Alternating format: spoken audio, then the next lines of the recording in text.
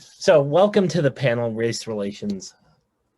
And again, we have a nice set of panelists. I think one of the key things, and again, to keep things moving along, is the idea that, in response to, as the editor for Iowa Journal for Social Studies, I was taking up this whole ban on critical race theory, and you can't teach that there's systemic racism. You can't teach for social justice, things.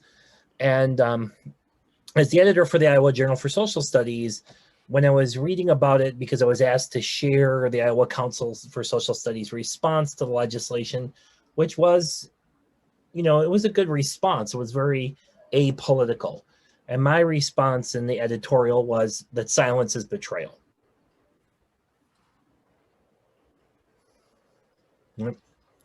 And so I wanted to start the panel off with that idea, because I think it very much well fits the things that we are going to discuss tonight. And so I'm going to start then with our first panelist, which includes myself, Whitney Blankenship, Matt Missias, and Ann Aydinian Perry. And I just need then to share our PowerPoint, and we can begin.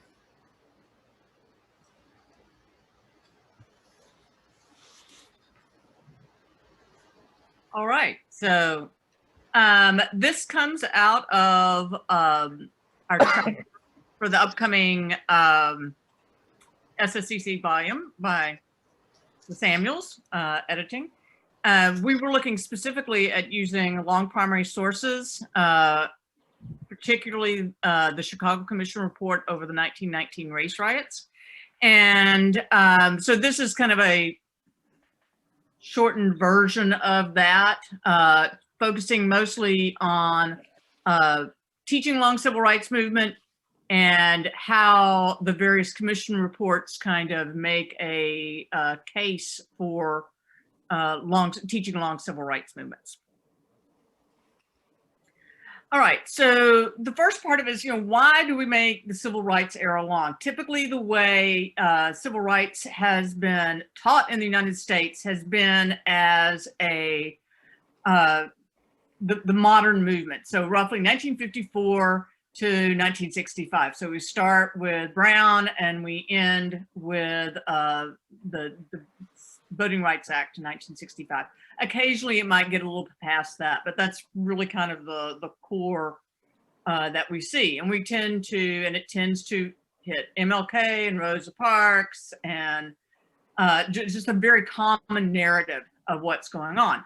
But one of the problems with that is that it makes the civil rights movement seem like it just sprung out of nowhere. That, all this organization and everything that comes with Brown and then with school desegregation and everything that follows makes it look like that's just kind of organically happened in response to what was going on at that time. When in actuality, there's a long history of the movement itself moving forward. There are basically three kind of ways you can look at this.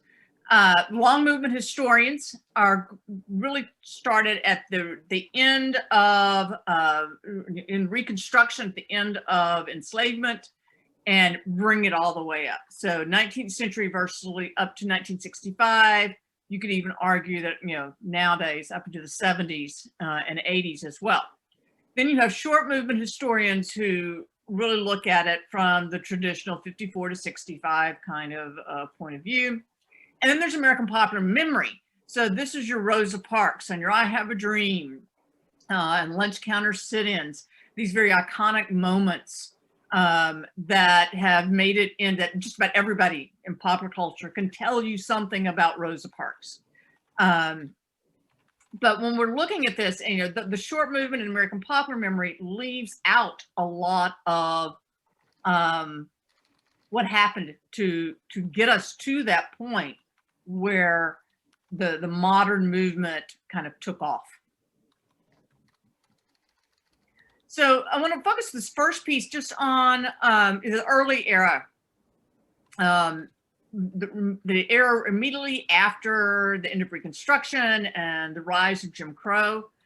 As the movement is moving from abolition and now more towards looking at civil rights, what we would think of as more traditional civil rights issues. So at this early stage, it's really about accommodation versus education. There's a lot within the early movement. There is a lot of discussion about what is the best way to move forward from here. Where do we go from here? And when you think about the era that's going on, this is an era of violence where lynching has become commonplace. Race riots become something that is a part of the landscape. Segregation has taken off, both de facto and de jure, and of course poll taxes and literacy tests. So all these things are kind of coming together. This is the context in which this early discussion is, and trying to figure out where to go, is taking place. So probably the best example of that is W.B. Du Bois and Booker T. Washington. Washington was very much about accommodation. The idea of setting up Black Americans for economic success through education, technical training. So Tuskegee Institute was designed to teach employable skills that would make people employable, with the idea that if we get people in an economically stable kind of situation, then the civil rights themselves will come along. And it's better to accommodate white racism at this point in time, and yet you go along to get along kind of idea within segregation, so that you can make those economic gains. W.B. Du Bois, on the other hand, is going to argue the opposite. The education should be for creating citizens, the good citizenship, I guess, is the best way to think about it, and that education should be the same for everyone, for a classical liberal arts education as opposed to just technical training. So in this early era, you have this first kind of jockeying around, or which is going to be the best way for us to go, given the situation, the context that we're in. What is the best way for Blacks as a group to move forward? So after that, Dean, if you'll go to the next one, there's this period of experimentation where you have a lot of different things going on. The NAACP is founded in 1910. They're going to focus on integration. It's going to be a multiracial coalition. It is going to be using the courts and to overturn and get overturn Jim Crow, and to make progress through the established kind of procedures. But at the same time, you also have some other things that are bubbling up as well. So you have Black nationalism, roughly 1919 to 1930, and which also stress not only knowing about your culture, where you come from, but and in terms of Marcus Garvey and the Back to Africa movement, but also that same kind of economic progress that Washington was talking about to some degree. So the United Negro Improvement Association was designed to create systems that within the Black community that would allow them to participate economically. So Black shipping lines, those types of things, and where everything was kind of tied together within that community, is going to help for economic advance. So you've got a little bit of culture mixed in with also economic advancement. By 1925, you start seeing unionization. So in this case, you have the Brotherhood of Sleeping Car Porters, who are going to be established in 1925 and going to work through negotiations in terms between union and management, as well as using strikes and that type of political pressure from the union to push forward advances. So it deals very much with bread and butter issues, so those economic issues. But it's also going to be rather successful in the sense that FDR is going to cave to that pressure and will eventually sign an executive order in the early 40s to end discrimination within federal hiring for federal contractors and in war work. So we start seeing economics used in a similar way to what the NAACP is trying to do with the court cases, using the systems that are set up through the unions in order to kind of push this change. And then 1929 to 39, communism in the United States begins getting a new luster thanks to the Great Depression.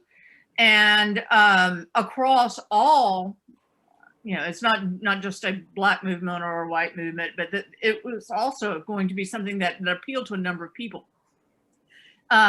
Also, as you go across time and you get towards the beginning of the war, communism begins to kind of fall back as the economy begins to pick up again. But the big thing about all of these movements going on this is that they cross constituencies, they have similar techniques in some ways, similar issues that they are working on in some ways. So they're not they're all kind of integrated across the various the search for the move, how we're going to move forward, how we're going to do that. So we end up with this era of experimentation. Accommodation is going to give way to a variety of tactics. It's going to an organization and demands, but those are all going to be a part of that. Economic rights are going to continue to be really at the forefront in a lot of it.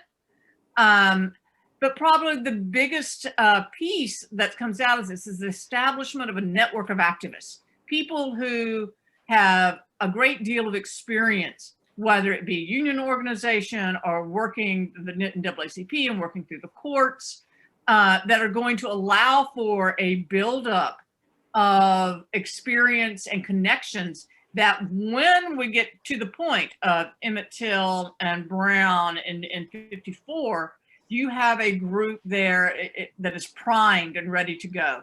The situation is already, everybody's already connected, they've got the experience, and they're ready now to step out. Without that, you lose, without that longer kind of a lens to it, you're going to end up losing how the modern civil rights movement kind of bubbles up, and it becomes sort of a disconnected from all the organizing and the experience that came before it. So if you go to the next one, Dean. So basically what the long civil rights does is it gives us a lot of context for not only the modern civil rights movement, but understanding history in general.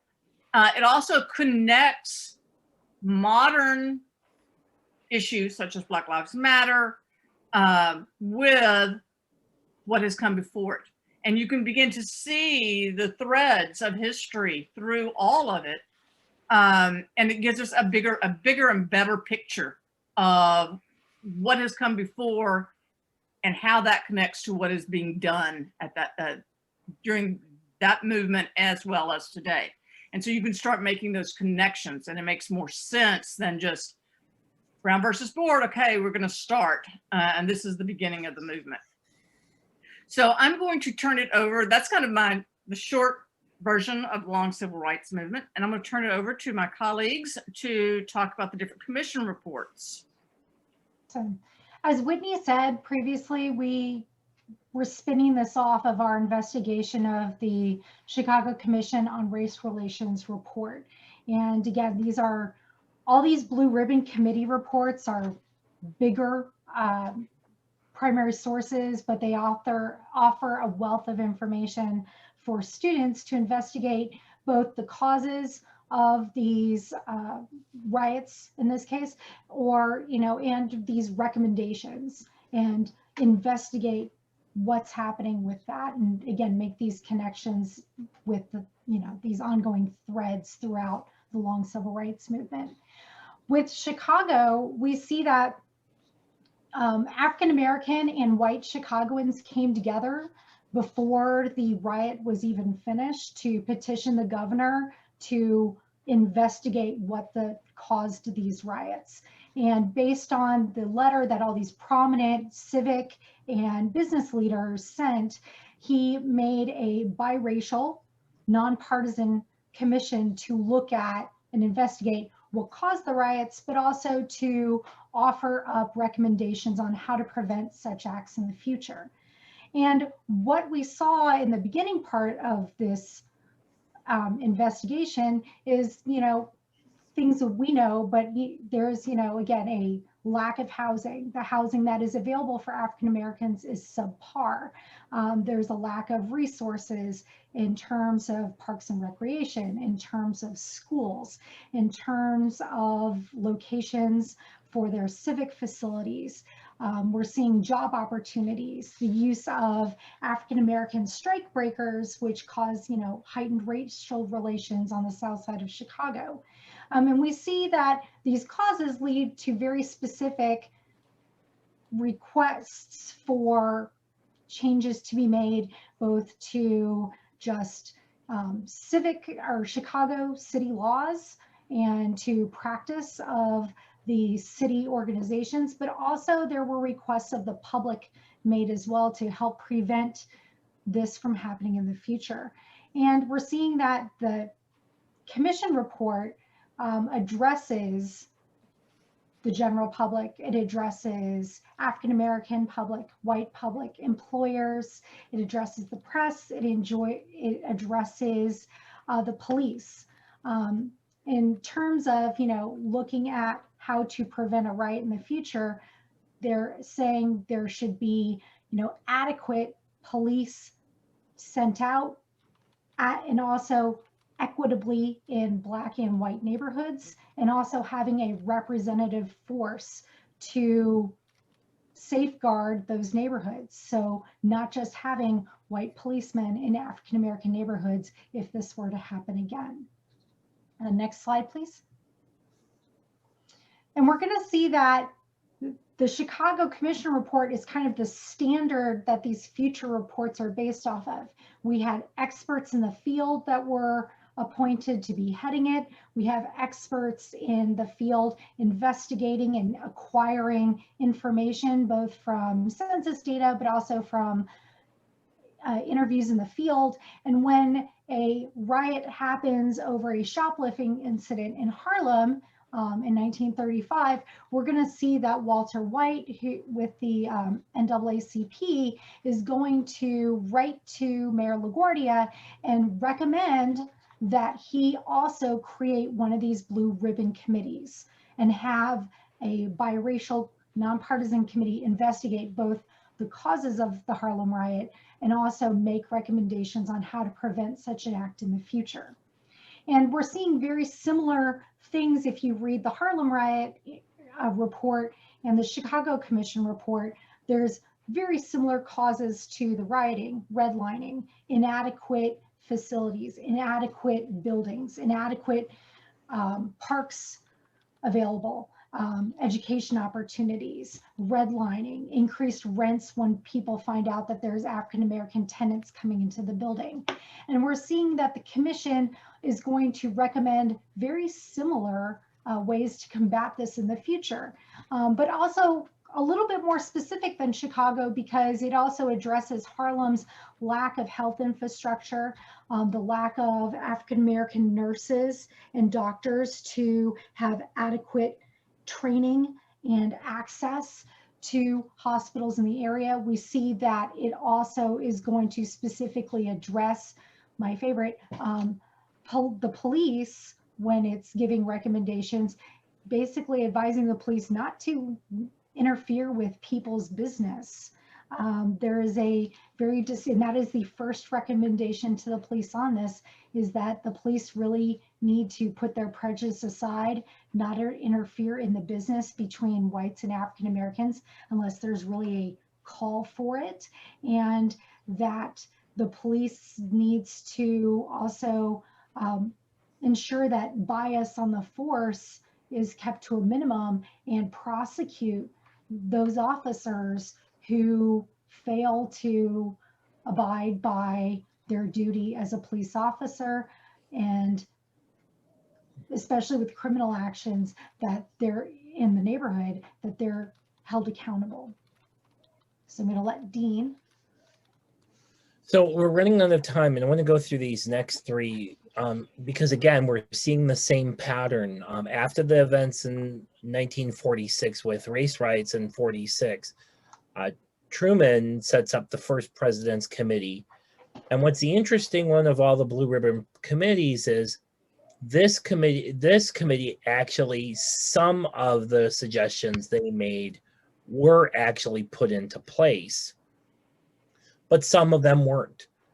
And so one of the key things then to think about is, you know, when we're looking at what the opportunity in 1947 was, you know, there was an opportunity to actually start doing more about civil rights, more about protecting African Americans from, you know, from the Klan, from other people, to prohibit lynching, to make it a federal offense. We know that isn't going to happen yet. And these steps were being taken by Truman, but again, they don't fully get ever implemented. And why that matters then, of course, is because after the Watts riots, the mayor of Los Angeles, McCone, he again, very similar situation.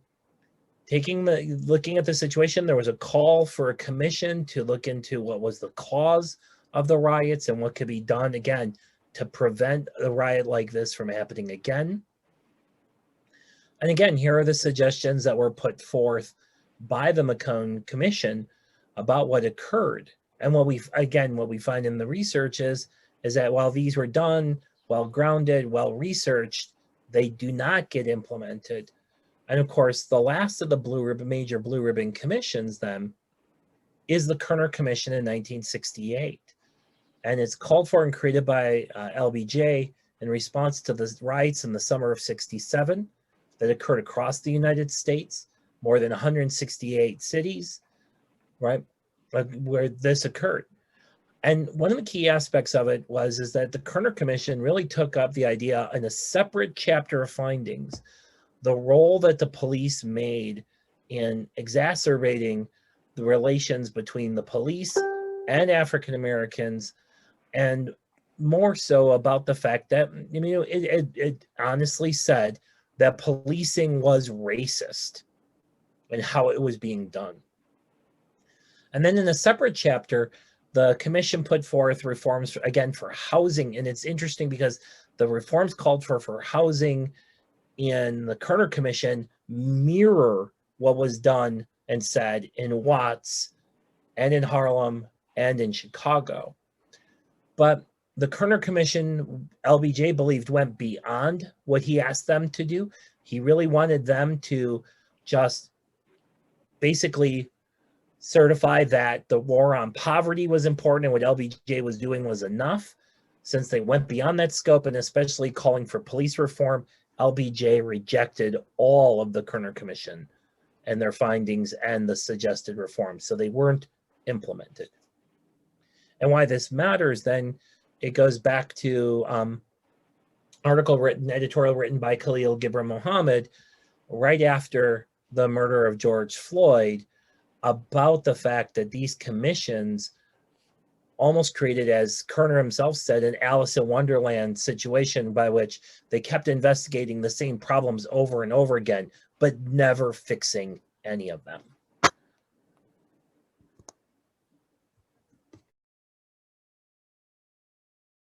Greg and Brandon and I wrote an article called "The Revolution Will Be Live: Examining Educational Injustice Through the Lens of Black Lives Matter." It was published in 2017 in the Journal of Educational Controversy. And our title really connects to the song by Gil Scott-Heron, "The Revolution Will Be Live, the Revolution Will Not Be Televised." I said it backwards. But and the motivation behind the article, the three of us all lived in Florida at the time that Trayvon Martin was killed. And really thinking about this 17-year-old boy who was killed walking home with an iced tea and some Skittles. And people can negotiate and navigate all day as to why he was killed, but really the idea of the fear of a young Black man, particularly a young Black man wearing a hoodie. So we wrote this article in relation to that inspiration, also connecting to Charlottesville in 2017, where we had the white nationalist rally, where President Trump's response was there were very fine people on both sides. So really thinking about that idea of the systemic and insidious nature of racism in America. And I saw this the other day on social media. Racism is so American that when you protest it, people think you're protesting America. So really thinking about that idea that racism is a problem. It is deeply embedded. It is rooted in all kinds of American systems, including the justice system. So this really connects to that idea of Black Lives Matter, particularly in relation to justice. And then we also made connections to schooling.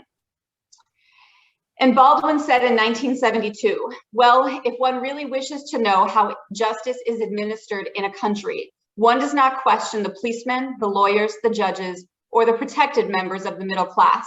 One goes to the unprotected, those precisely who need the law's protection most, and listens to their testimony. Ask any Mexican, any Puerto Rican, any Black man, any poor person.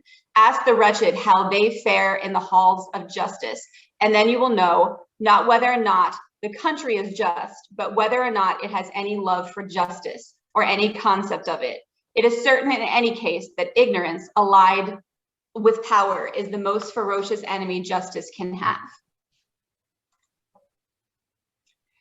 So really the focus on the article was exploring the concept of Black Lives Matter as a movement and as a critical question. In America, are Black lives valued and do they matter?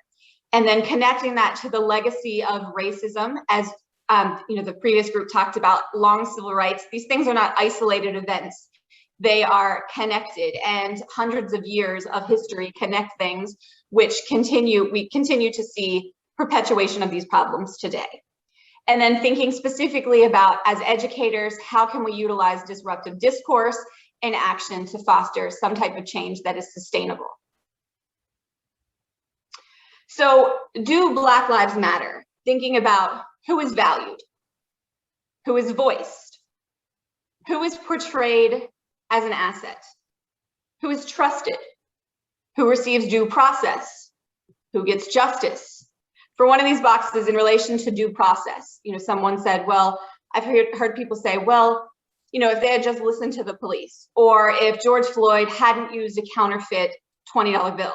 But that's why we have a court system. That's why we have due process. So thinking about who receives due process and who has sometimes that luxury and who is completely denied that gets to kind of the root of our question. Connecting back, as I said before, when Trayvon Martin was killed, 2012, in Sanford, Florida, he was a 17-year-old boy walking home from the convenience store. And living in Tampa at the time, there were lots of protests in Tampa, lots of protests all over Florida, and we started to see it throughout the United States.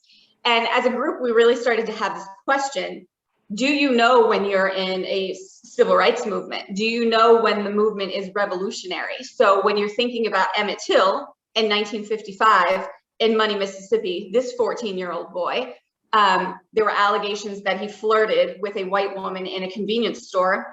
And then that night he ended up dead, and they lynched him and destroyed his body.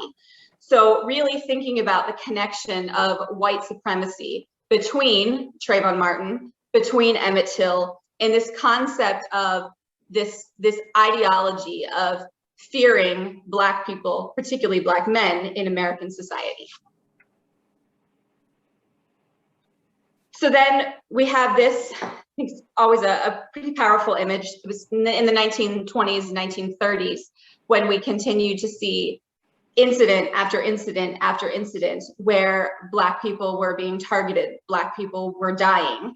The NAACP headquarters in New York City hung this flag, and we started to see the flag reemerge when people started to recognize the continued violence towards African Americans by police in the United States. And one of the points that we highlight in the article is that these are not isolated incidents. Trayvon Martin, that was not an isolated incident.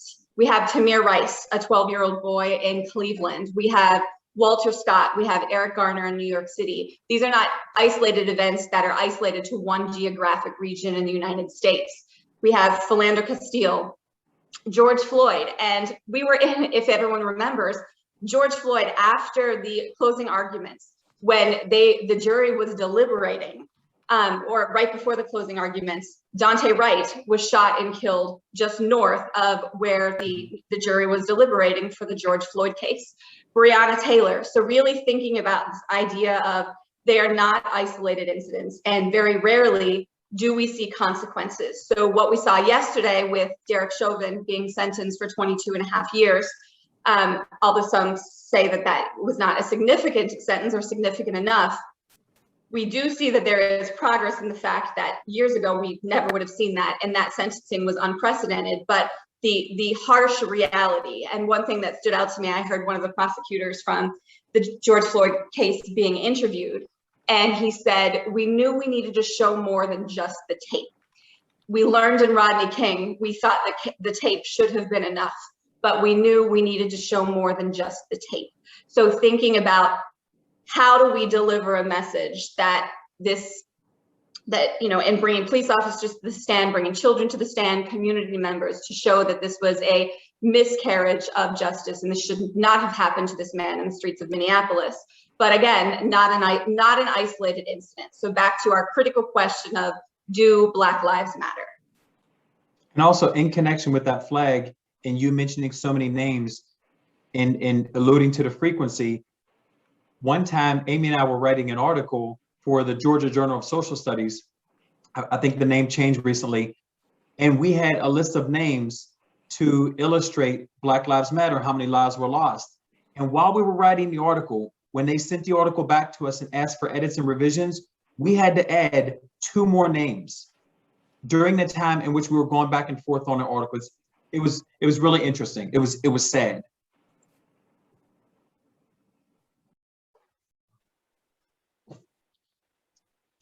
And so as we were thinking about this work and how we wanted to approach it, we went back to the work of Bonilla Silva and colorblind racism and thinking about, the role and how the prevalence of racism in society and what that looks like.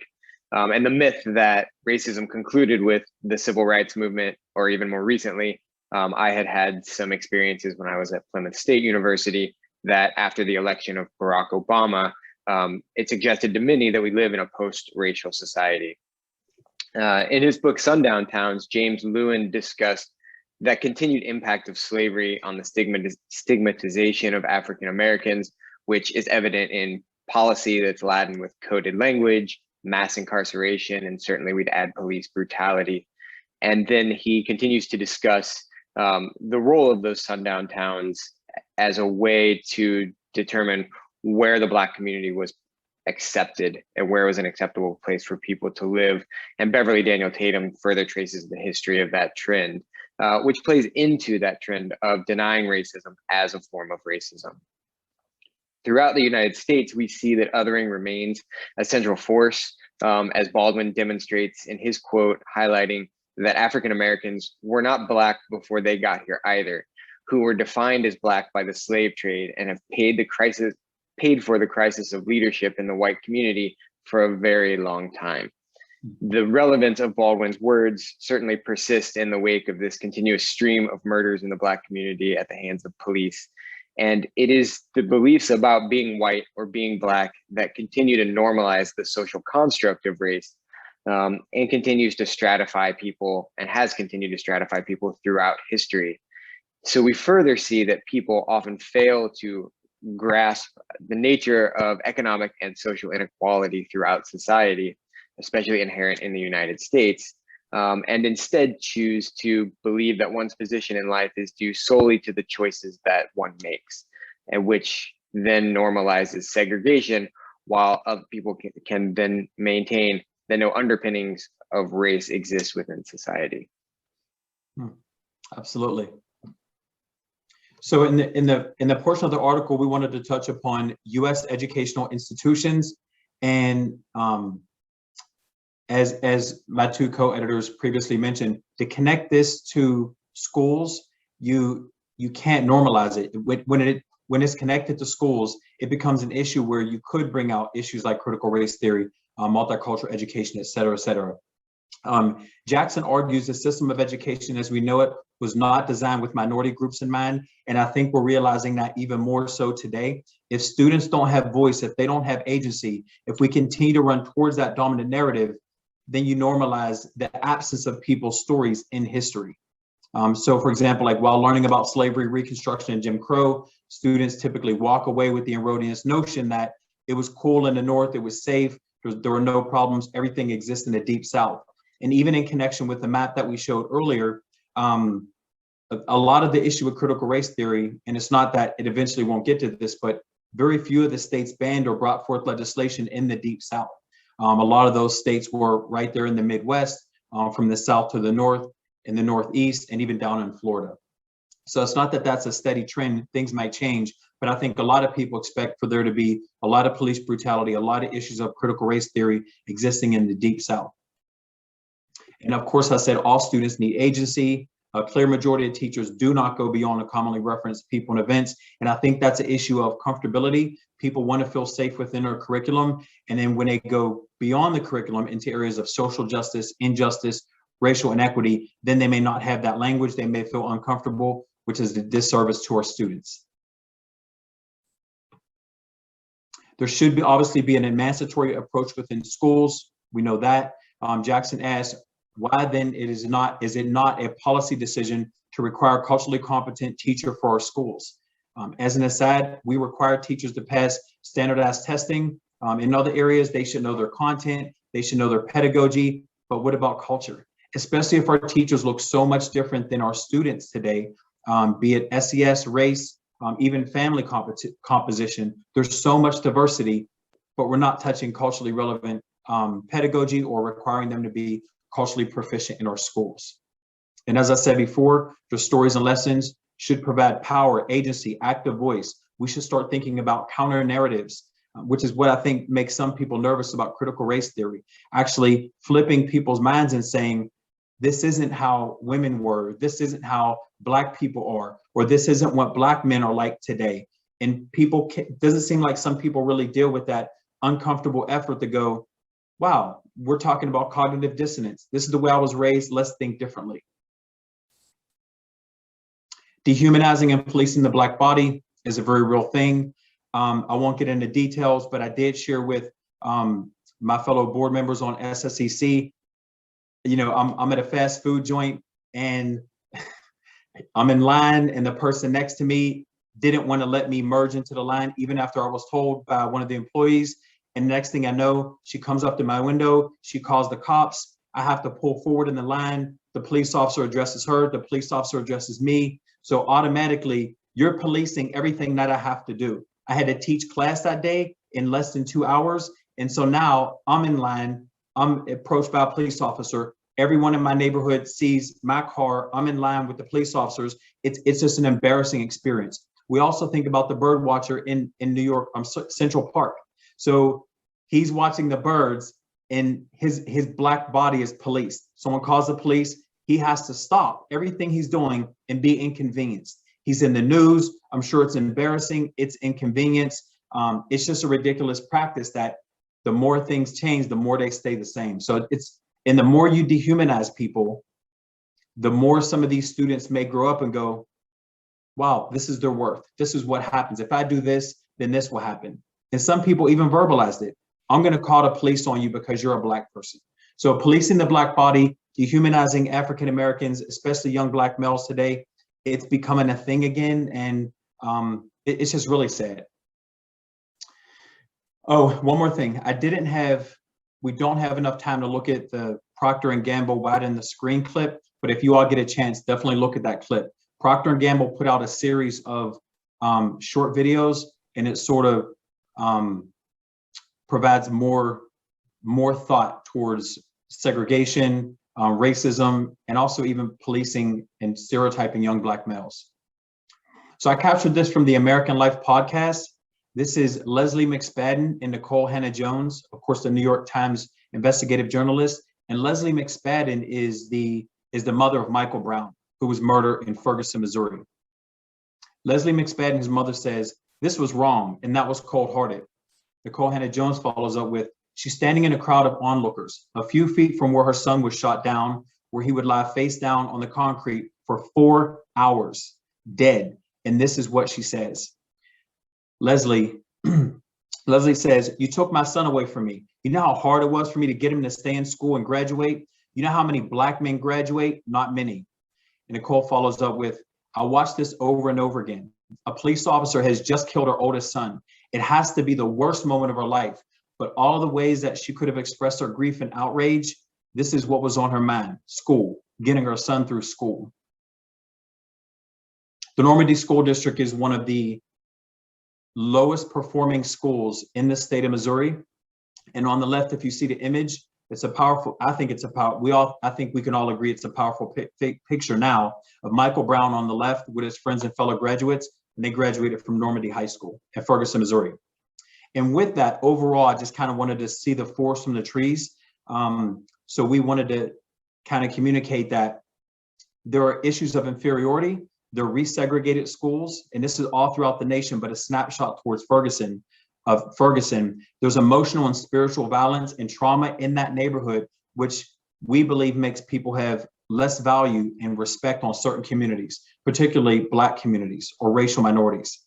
Educational policymakers are in relative crisis because there's implicit and explicit biases and profiling from community members and parents. And that makes them have to make decisions about schools. We talk about zoning efforts within schools. Some school districts are predominantly Black, and some schools are, even down here in the Black Belt in Southern Alabama, some schools are 99% white and 99% white or Black. Penalizing low performing schools and districts, and we all know what that does. There's also harassment, brutality, and racial profiling, and that can end fatally as well. So there's a lot going on when you think about the cesspool of some of these things that impact communities. Just go to the last slide, Greg, please.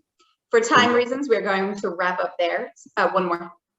So the name of the article is listed here. Our email addresses are listed there as well. So if you have questions, I believe Greg also loaded it into the Google folder, so you can access it there as well. So thank you for your attention.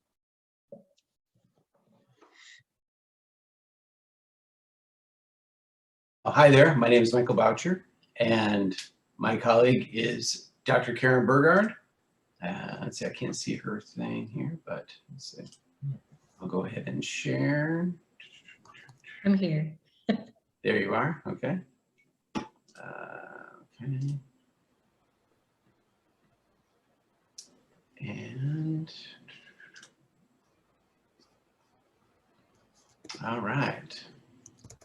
So our talk today is based on my book, which is about caring solidarity and the relationships of caring solidarity that white teachers can create with their African-American students. And I begin with this graphic. This is a graphic that I came up with as part of the model for the project that eventually became the book.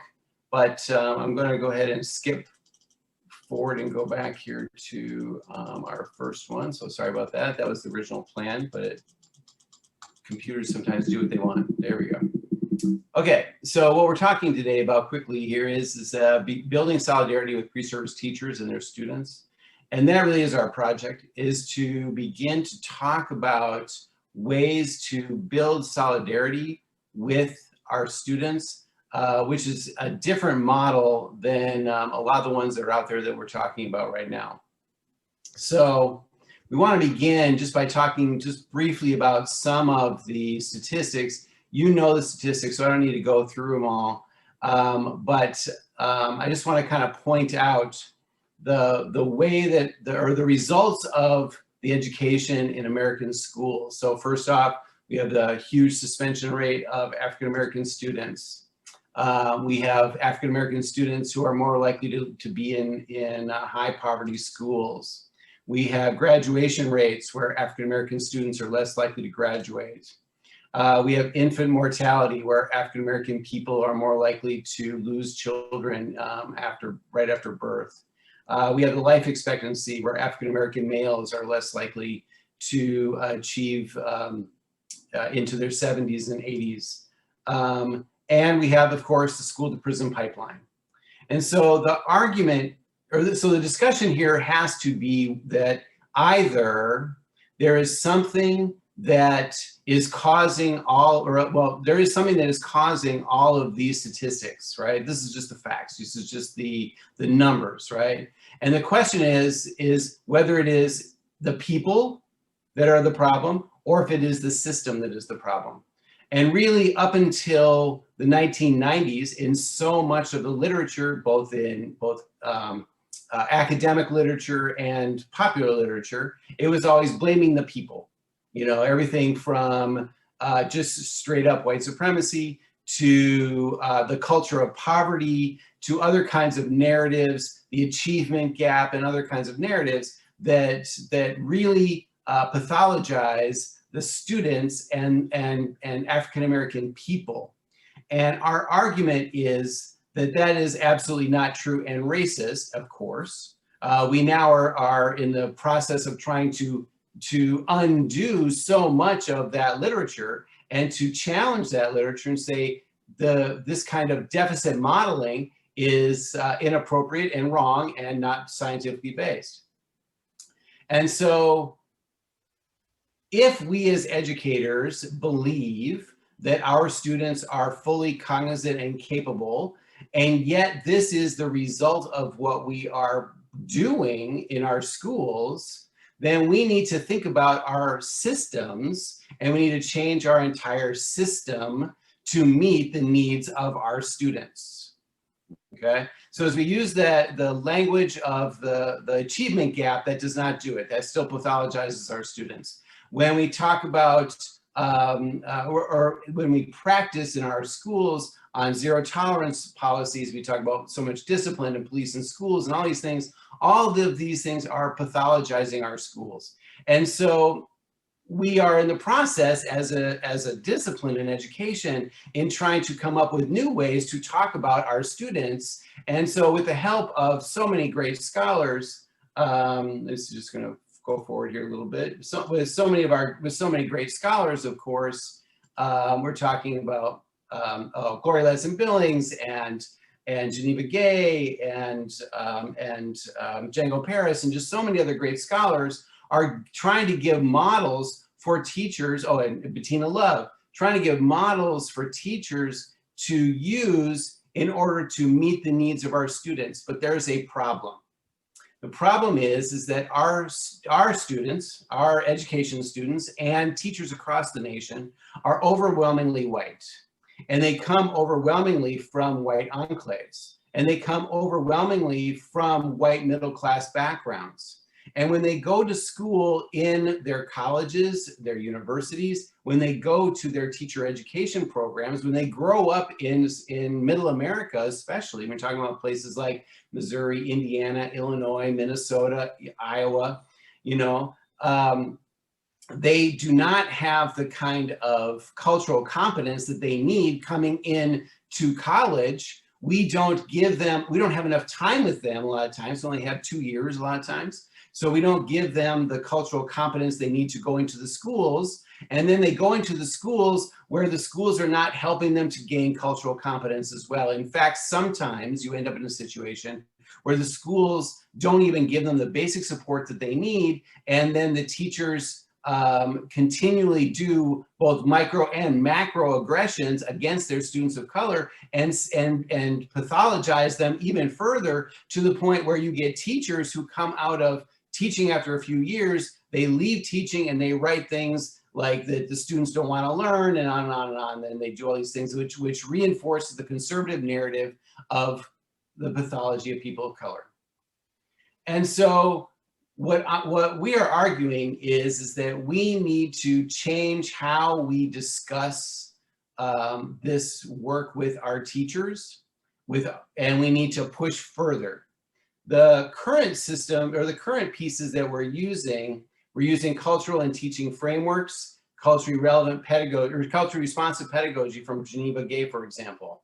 You know, we are using cultural caring kind of narratives, trying to talk about actively, positively doing affect and social emotional learning. We're talking about, you know, using culturally relevant pedagogy. And all of these things, of course, are fantastic, right? And now abolitionist pedagogy with Bettina Love. But our teachers are not to the point where they can meet that level yet, right? They haven't dealt with their own white supremacy to the point where they can even begin to work in a culturally relevant way. So we end up giving them bags of tricks and saying things like, hey, you know, you should use culturally relevant literature in your classroom. You can change the name of your math problems from Dick and Jane to, you know, some other names. And, you know, that is not going to change the system, and it's not going to fix the statistics that I just laid out, right? So in order to do that, we need to begin to break down the white supremacy that is our schools. The curriculum of white supremacy is our school curriculum. The curriculum of white supremacy is our daily pedagogy. And so we need to begin to change everything about how we do that. So my framework that I came up with in this Caring Solidarity is a journey. I'm just going to go through quickly because we're running out of time. But is a journey of teachers to begin to get to the point where they can be in solidarity with students, where they can begin to move toward that solidarity, where they can move toward proximity, and they can move beyond empathy. And empathy is a large section of the construct and the model, where teachers are in empathy. They're like, yeah, this is all terrible, and I'm with you, and I'm there. I understand how terrible it is, and I want you to know that I'm with you.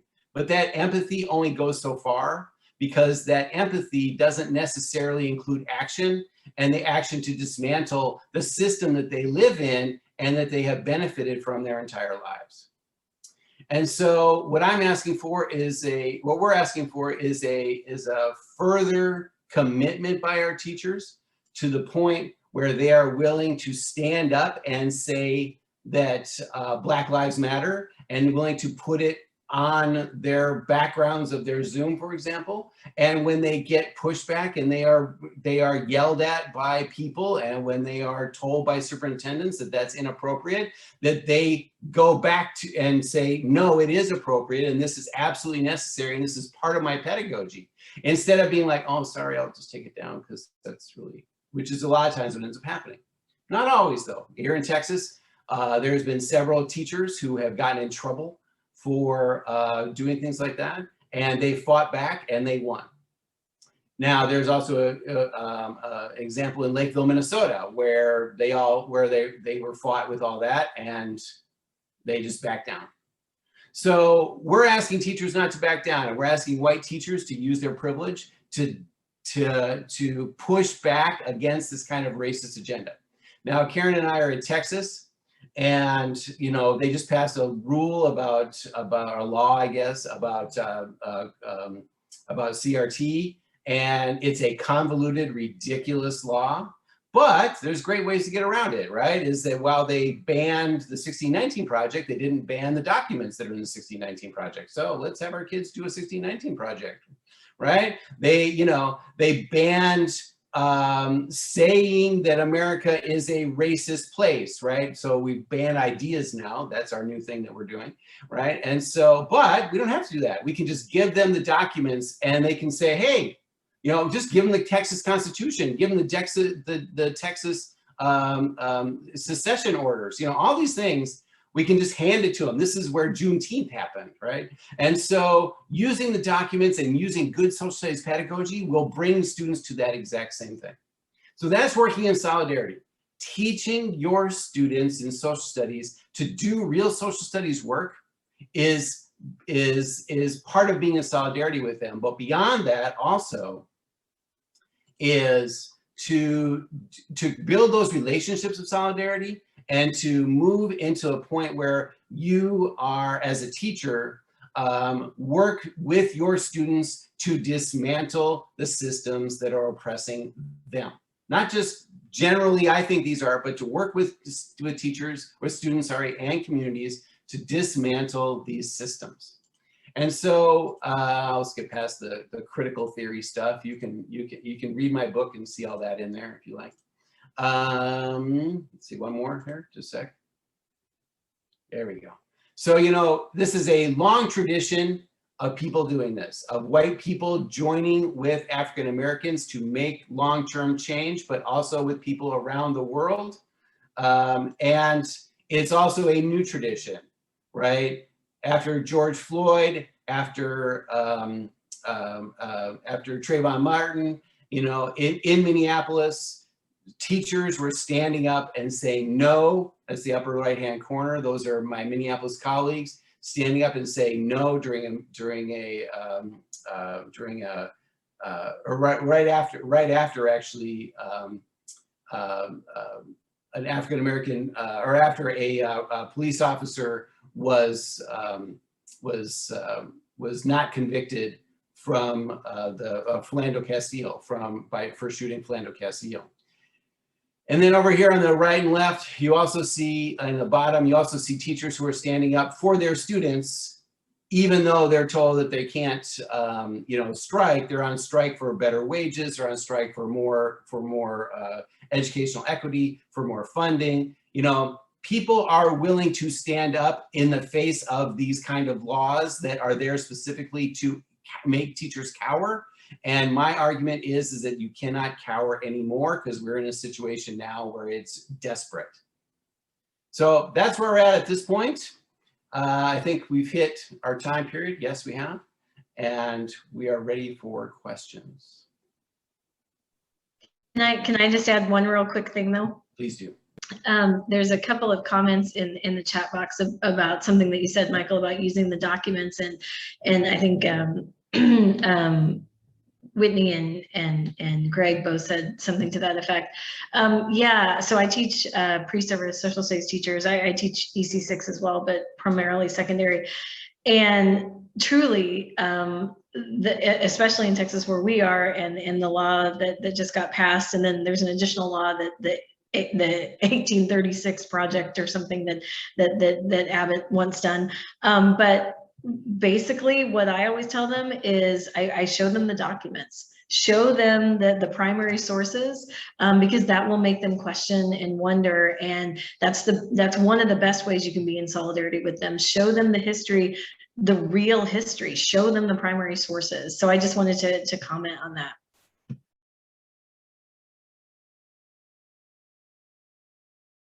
Do you see the new footage that was just released? The James Baldwin interview? No.